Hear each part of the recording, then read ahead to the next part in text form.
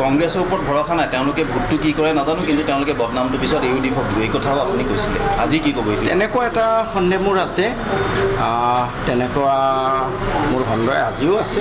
মই সেইকাৰণে প্ৰাৰ্থীজনকো মই কৈছোঁ আৰু বিৰোধীৰ বাকীসকলকো কৈছোঁ যে আপোনালোকে যিমান পাৰে সতৰ্ক হওক। ৰিপুণ বৰা এজন যোগ্য প্ৰাৰ্থী, গতিকে তেখেতক এইবাৰ সকলোৱে একত্ৰিতভাৱে বিজয়ী কৰি ৰাজ্যসভালৈ পঠিয়াব লাগে। আপোনাৰ সন্দেহটো কি সন্দেহ আছে, মানে কেনেকুৱা ধৰণৰ ঘটনা হ'ব পাৰে? আজি আৰু বেছি বিতৰ্কিত কথা নকওঁ। আজি এটা শুভ দিন, ৰিপুণ বৰাদেৱৰ আজি নমিনেশ্যন দিলোঁ। মই নিজে লগত থাকি মই বিচাৰোঁ আজি আৰু বিশেষ বিতৰ্কিত কথা নকওঁ।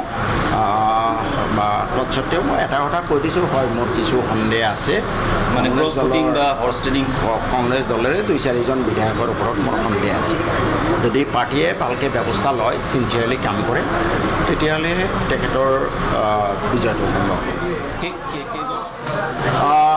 যোৱা প্ৰায় 4-5 মাহ মোক যদিও কংগ্ৰেছ দলৰ পৰা নিলম্বিত কৰি ৰাখিছে, তৎসত্বেও মই আগতেই ঘোষণা কৰিছিলোঁ, ৰাজ্যসভা নিৰ্বাচন ঘোষণা হোৱাৰ লগে লগে, যে যদিহে প্ৰাৰ্থীজন যোগ্য হয়, যদিহে মই কনভিন্স হওঁ যে প্ৰাৰ্থীজনে অসমৰ বৃহত্তৰ স্বাৰ্থৰ হকে কাম কৰিব, তেতিয়াহ'লে বিৰোধীৰ উমৈহতীয়া প্ৰাৰ্থী বিজেপিক হৰুৱাৰ স্বাৰ্থত মই ভোট দিম।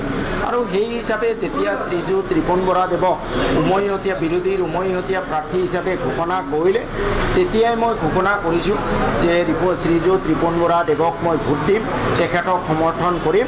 কাৰণ অতীতত তেখেতৰ APCCৰ প্ৰেচিডেণ্ট হিচাপে যি ধৰণৰ নিষ্ঠা, যি ধৰণৰ দায়বদ্ধতা মই নিজ চকুৰে দেখিছোঁ, তথা যোৱা 5টা বছৰ ৰাজ্যসভাৰ সদস্য হিচাপে তেখেতে যি ধৰণে অসমৰ বৃহত্তৰ স্বাৰ্থৰ হকে কাম কৰিছে, সেইফালৰ পৰা মই ভাবোঁ শ্ৰীযুত ৰিপুণ বৰাদেৱক যদি আমি নিৰ্বাচিত কৰিব পাৰোঁ, তেতিয়াহ'লে অসমৰ বৃহত্তৰ স্বাৰ্থৰ কাৰণে ভাল হ'ব।